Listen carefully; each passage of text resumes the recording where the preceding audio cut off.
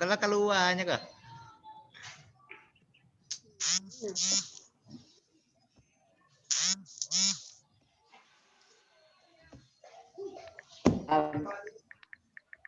Nurul Afni, nanti tolong submit lah kawan-kawan yang akan masuk Zoom. Nah, dia nak pakai sistem submit dong. Dia sistem langsung masuk. Jadi nak pakai sistem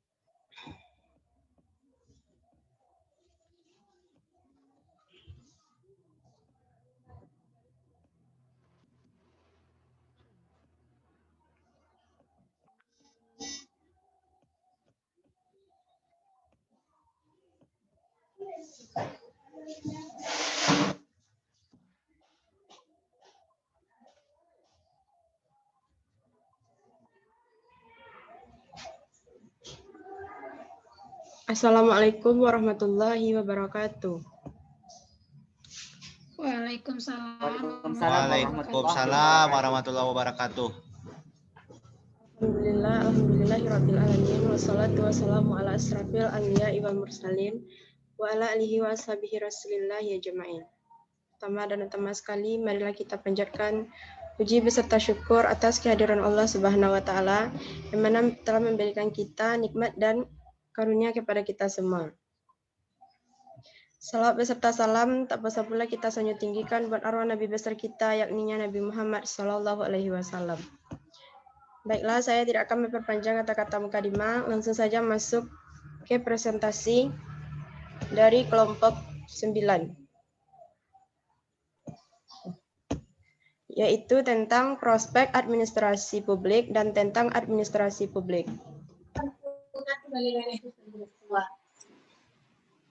10 prospek kerja administrasi negara atau publik. Administrasi publik dalam bahasa Inggris, public administration atau administrasi negara, merupakan suatu bahasan ilmu sosial yang mempelajari sebanyak 3 elemen penting mengenai kehidupan dalam bernegara, yang meliputi lembaga legislatif, yudikatif, dan eksekutif, serta dengan berbagai macam hal yang memiliki kaitan dengan publik, yang mana meliputi kebijakan publik, manajemen publik, administrasi pembangunan, tujuan negara, dan etika yang mengatur penyelenggaraan negara. 1. Aparat pemerintah atau pengurus pemerintah pusat atau daerah.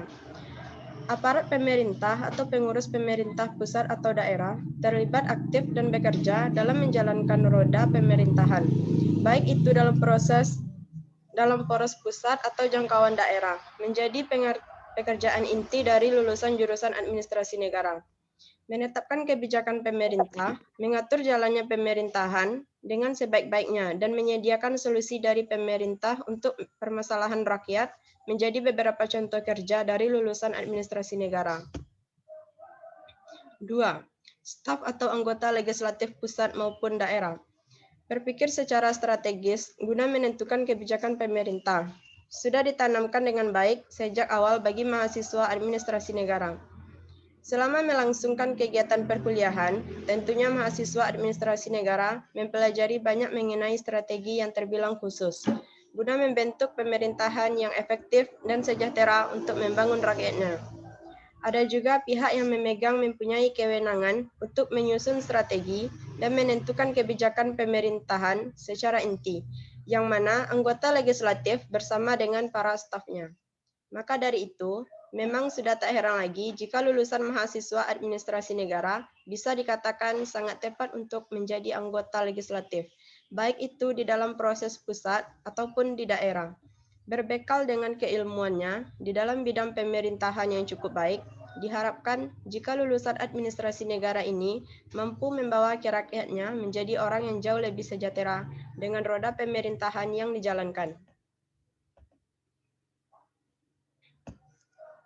Yang ketiga, aktivis SLM atau organisasi masyarakat.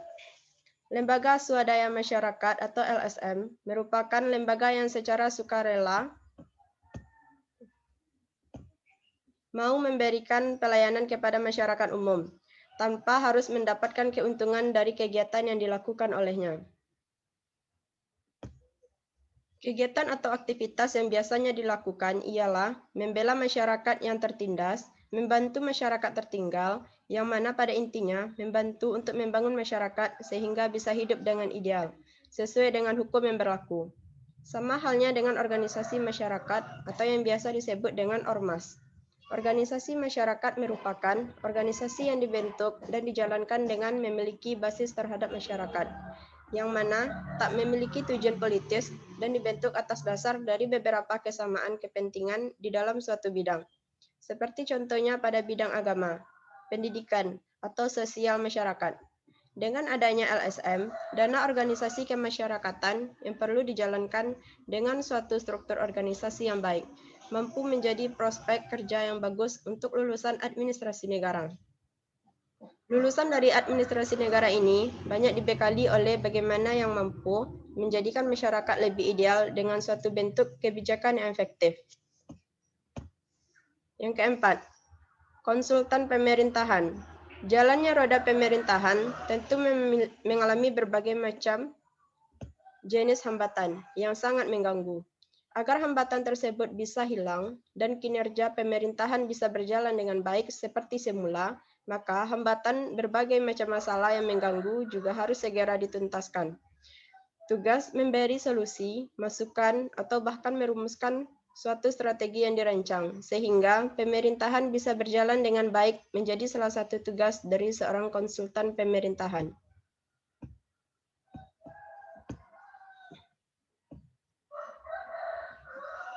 Menjadi konsultan pemerintahan tentu akan menjadi sangat tepat dan menjanjikan untuk lulusan administrasi negara. Yang kelima, asisten peneliti. Menjalankan pemerintahan tentu mengalami berbagai macam kendala dan masalah yang dihadapi. Sama halnya dengan fenomena yang ditemui, khususnya yang ada di masyarakat, sebagai sasaran inti dari sistem pemerintahan tersebut. Untuk mengatasi hal yang terjadi, biasanya para ahli pemerintahan akan melakukan suatu bentuk riset atau penelitian yang berguna untuk memecahkan suatu masalah yang sekiranya bisa memperbaiki kinerja dan roda pemerintahan yang dijalankan. Dikarenakan cakupan pemerintah itu memang sangat luas, baik mencakup suatu kecamatan, kelurahan, daerah, kabupaten, provinsi, hingga negara. Maka penelitian yang dilakukan tersebut biasanya berjalan atau berlangsung dengan besar-besaran. Semua itu dilakukan agar roda pemerintahan bisa berjalan secara berkesinambungan di dalam setiap lapisnya. Yang keenam, anggota partai politik. Salah satu penggerak roda pemerintahan antara lain partai politik. Tentu saja, politik memegang peranan yang sangat besar di dalam menjalankan suatu pemerintahan. Partai politik inilah yang juga bisa menjadi satu wadah untuk siapa yang ingin menyalurkan aspirasinya. Jika aspirasi sesuai dengan visi dan misi yang diemban oleh partai politik tersebut, menjadi anggota partai politik tentu harus bisa paham dan mengerti bagaimana pola pemerintahan yang digeluti di Indonesia ini dengan cara terlibat aktif di dalam mewujudkan visi dan misi kebangsaan melalui partai politik. Tentu menjadi salah satu prospek kerja untuk lulusan administrasi negara dengan menjadi anggota ataupun aktivis di dalam satu partai politik. Haikal.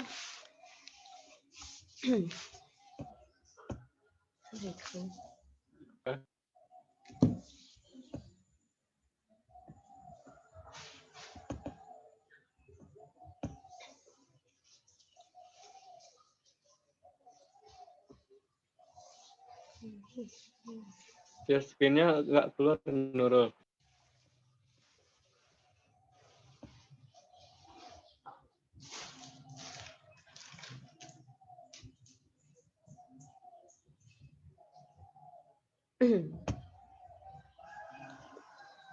Selanjutnya, ke-8, tentang pendidik atau dosen. Mempelajari dengan rinci atau detail secara menyeluruh tentang ilmu pemerintahan. Menjadi lulusan dari administrasi negara sangat menguasai seluk-beluk dunia pemerintahan, baik itu dari segi teori ataupun praktis. Dengan adanya pendalaman pengetahuan mengenai keilmuan yang dipelajari, yang menjadi dosen atau tenaga pendidik dalam bidang ilmu pemerintahan juga menjadi salah satu prospek kerja menarik dari lulusan administrasi negara. Dengan melakukan transfer ilmu terhadap orang lain mengenai suatu pemerintahan dan memiliki tujuan untuk membangun secara bersama-sama, menjadi salah satu tugas mulia dari profesi dosen atau tenaga pendidik ilmu pemerintahan yang dinilai cukup menjanjikan. Yang kesembilan, bekerja di BUMN. Tidak hanya di sektor pemerintahan saja, lulusan administrasi negara ini juga bisa bekerja di perusahaan yang mana banyak diantaranya terpakai di BUMN.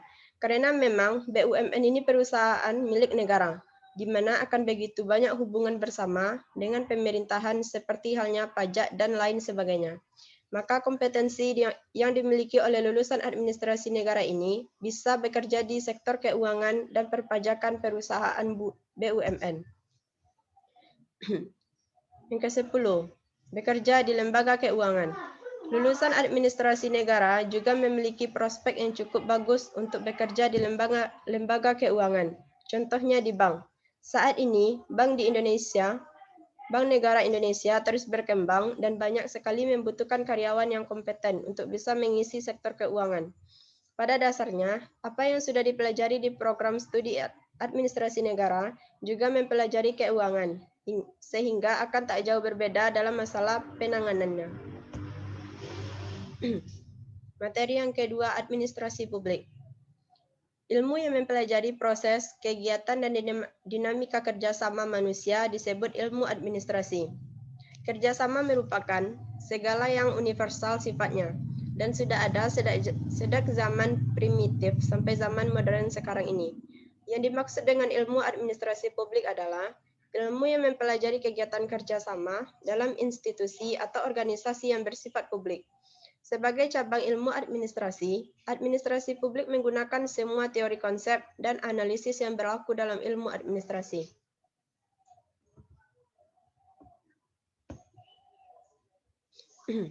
Administrasi adalah pekerjaan terencana yang dilakukan oleh sekelompok dalam bekerja sama untuk mencapai tujuan dan dasar efektif, efisien, dan rasional.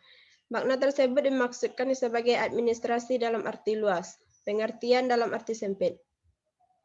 Administrasi sebagaimana sering kita dengar sehari-hari di Indonesia, yaitu tata usaha dalam ilmu administrasi. Tata usaha merupakan unsur dari administrasi. Ilmu administrasi adalah suatu sistem pengetahuan di mana manusia dapat mengerti hubungan-hubungan, meramalkan akibat-akibat, dan mempengaruhi hasil-hasil pada suatu keadaan di mana orang-orang secara teratur bekerja sama untuk tujuan bersama.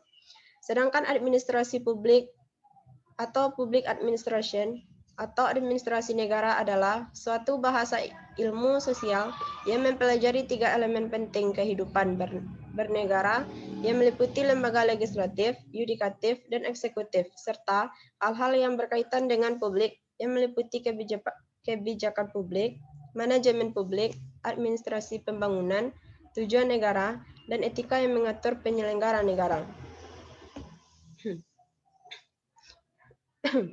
Istilah administrasi dalam pengertian proses dan kegiatan. Pertama, menurut Sondang P. Siagan, administrasi adalah keseluruhan proses kerjasama antara dua orang manusia atau lebih yang didasarkan atas rasionalitas tertentu untuk mencapai tujuan yang telah ditentukan sebelumnya. Kedua, menurut Sutarto dan R.P. Supomo, administrasi adalah suatu proses penyelenggaraan dan pengurusan segenap tindakan atau kegiatan dalam setiap usaha kerjasama sekelompok manusia untuk mencapai tujuan. Istilah administrasi dalam pengertian tata usaha. Pertama, menurut Munarwi Rekso Hardi Prawiro, administrasi adalah, dalam arti sempit, administrasi berarti tata usaha yang mencakup setiap pengaturan yang rapi dan sistematis, serta penentuan fakta-fakta secara tertulis, dengan tujuan memperoleh pandangan yang menyeluruh serta hubungan timbal balik antara satu fakta dengan fakta lainnya. Menurut G. Kartaseputra, administrasi adalah suatu alat yang dapat dipakai menjamin kelancaran dan keberesan bagi setiap manusia untuk melakukan perhubungan, persetujuan, dan perjanjian atau lain sebagainya antara sesama manusia dan badan hukum yang dilakukan secara tertulis. Yang ketiga, menurut Haris Muda, administrasi adalah suatu pekerjaan yang sifatnya mengatur segala sesuatu pekerjaan yang berhubungan dengan tulis-menulis, surat-menyurat, dan catat atau pembukuan, setiap perubahan atau kejadian yang terjadi di dalam organisasi tersebut. Selanjutnya, istilah administrasi dalam pengertian pemerintah atau administrasi publik. Pertama, menurut Wijana, administrasi publik adalah rangkaian semua organ-organ negara rendah dan tinggi yang bertugas menjalankan pemerintahan, pelaksanaan, dan kepolisian. Kedua, menurut Ye Wayong, administrasi publik adalah kegiatan yang dilakukan untuk mengendalikan usaha-usaha instansi pemerintahan agar tujuannya tercapai.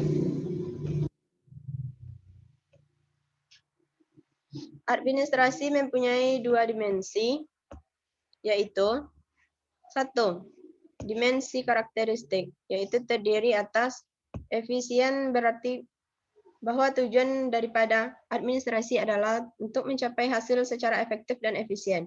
Dengan kata lain, bahwa pencapaian tujuan administrasi dengan hasil yang berhasil guna dan berdaya guna.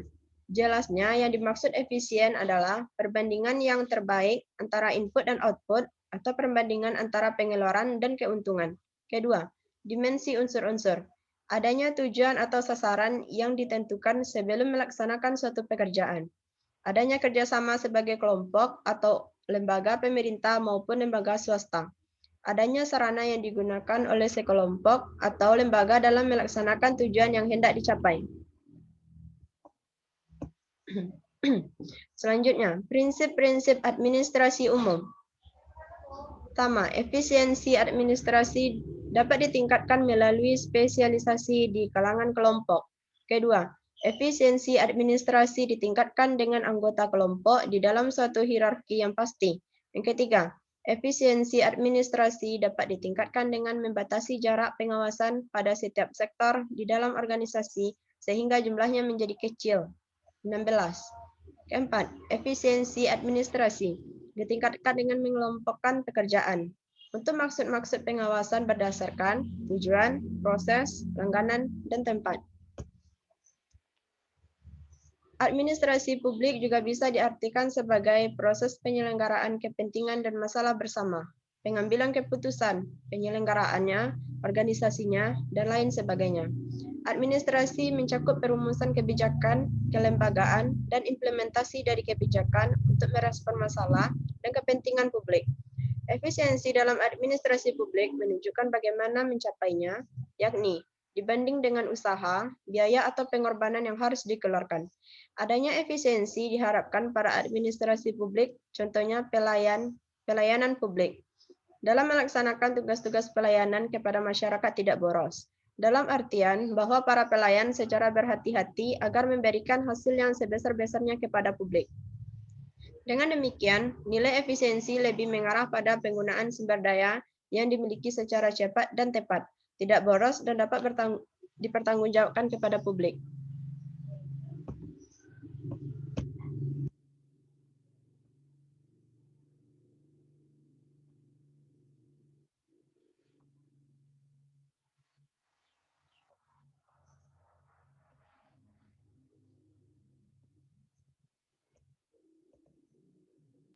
Sekian presentasi dari Nurul. Apa ada teman-teman yang ingin bertanya atau menanggapi?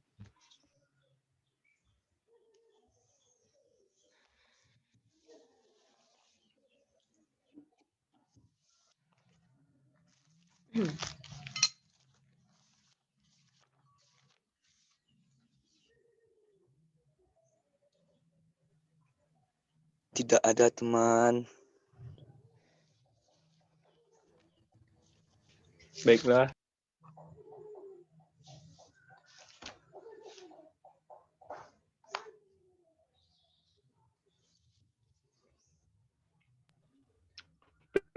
kelompok tutup. Sekian, mari. Assalamualaikum warahmatullahi wabarakatuh. Waalaikumsalam.